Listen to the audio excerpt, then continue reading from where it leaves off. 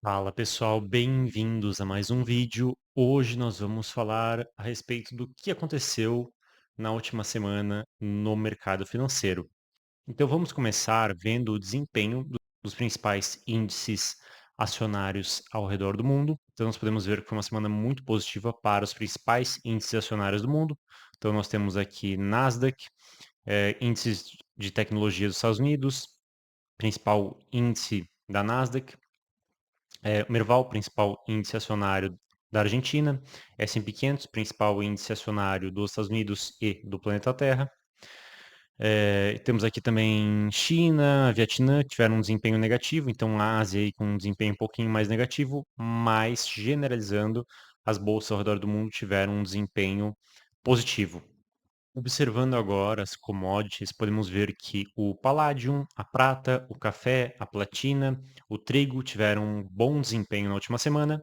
Já o suco de laranja, óleo para aquecer, porcos magros, gasolina e petróleo tiveram um desempenho negativo.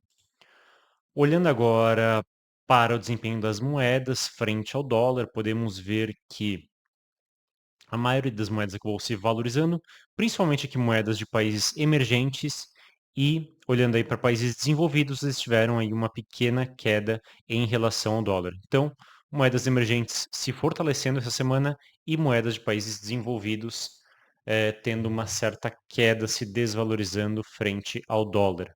Olhando o desempenho do Ibovespa na última semana, nós podemos ver que a bolsa teve uma pequena alta, né? Então, algo aí na casa de 0,27%, 0,20 alguma coisa por cento. Olhando para o dólar, nós podemos ver que houve uma queda no valor do dólar em aproximadamente aí 0,50%, né? Então, Bovespa aí 0,27% e dólar 0,50% de queda. E o dólar, então, está aí a 5.578. Então, quase 5,6, um pouquinho abaixo aí, né? Teve uma certa queda. E, novamente, né? Ele se encontra dentro desse caixote aqui, né? Entre o 5,70 e o 5,40. Aparentemente vai ficar por aí por um tempo. Temos também o DI com vencimento para 2029. Então podemos ver que, vamos ver o desempenho dele na última semana. Ele teve uma certa alta na última semana de quase 1% aí, 0,93. Está aí a 11,9, então quase 12% nossa taxa de juros.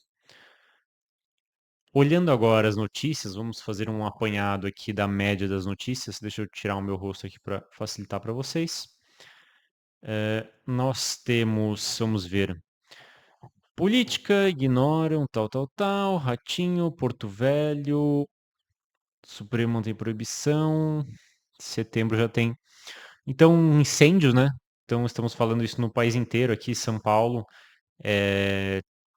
A qualidade do ar está muito ruim, tanto que chegou a ficar aí por vários dias sendo a cidade no mundo com a pior qualidade do ar.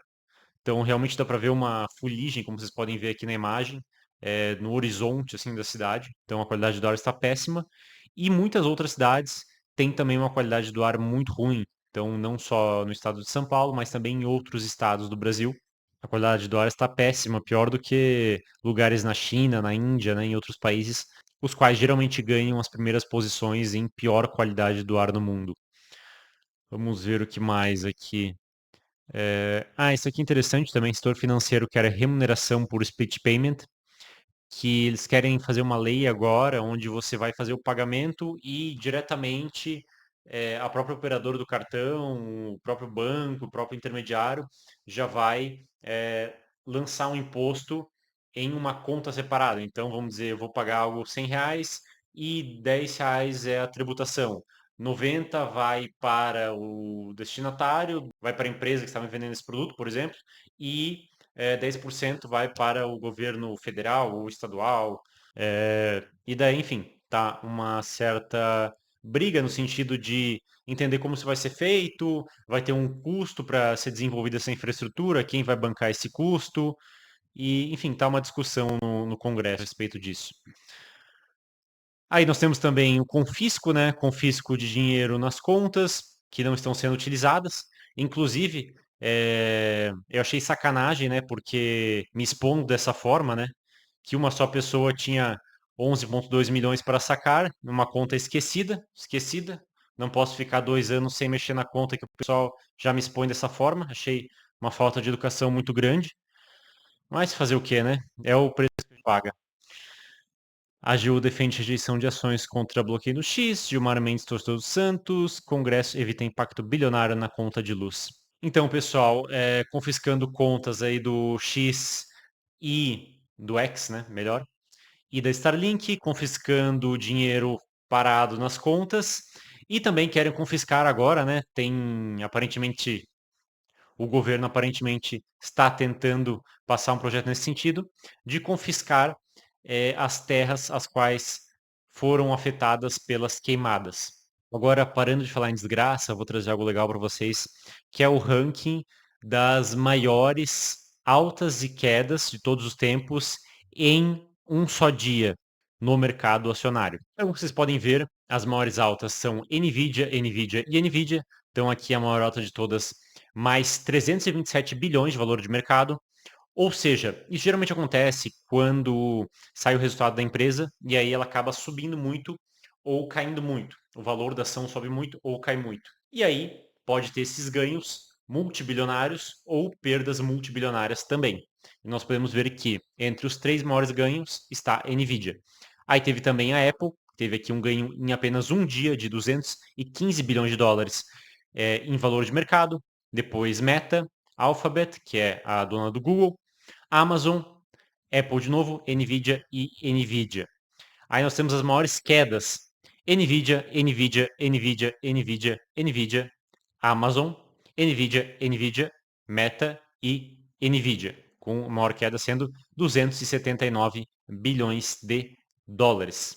15 das 20 maiores altas ou baixas que nós estamos vendo aqui, então aqui nós temos, acredito, 10 altas e 10 baixas, 15 delas aconteceram em 2024. Então, a maioria aconteceu esse ano. Aí nós temos também a seguinte pergunta: como os setores performam depois que a taxa de juros começa a ser cortada nos Estados Unidos? Então, o que acontece geralmente? Ele pegou aqui um período desde, vamos ver, 1973 a 2024. Como que os setores nos Estados Unidos performam a partir do momento em que a taxa de juros começa a cair? Tem até um outro gráfico interessante que mostra todos os cortes de juros e como o S&P 500 performou nesses anos. E nós vamos ver que em vários desses anos, e principalmente nos meses após o começo do corte da taxa de juros, o mercado cai. Então nós achamos muitas vezes que vai começar a cortar a taxa de juros.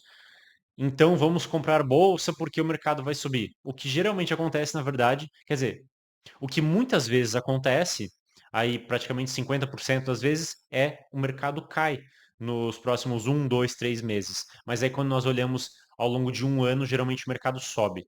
Isso que acontece na maioria das vezes, mas algumas vezes não. Algumas vezes o mercado, mesmo a taxa de juros tendo uma queda razoável, o mercado acaba se mantendo em baixa, acaba tendo uma queda forte. Aí olhando esse período aí de algumas décadas, né, e vários ciclos de cortes na taxa de juros, nós podemos ver que o setor de consumo não cíclico, consumo cíclico, tecnologia e também o setor de saúde costumam, nos próximos 12 meses, após começar esse corte na taxa de juros, eles costumam ter um desempenho positivo. Agora, o setor de serviços, industrial, telecomunicação, materiais, energia, utilities e financeiro tendem a performar mal no ano em que há o início de um corte na taxa de juros. Então, seguindo o histórico, o que seria mais interessante a partir do momento em que vai haver um corte na taxa de juros é comprar consumo não cíclico, consumo cíclico e tecnologia. e seria interessante, por outro lado, você vender o setor financeiro, utilities e energia. Energia, ele está falando aqui, petróleo principalmente, né? Petróleo, gás natural, carvão, nesse sentido. Bem, pessoal, pelo vídeo de hoje é isso. Espero que tenham entendido, espero que tenham gostado. Um abraço e até o nosso próximo vídeo.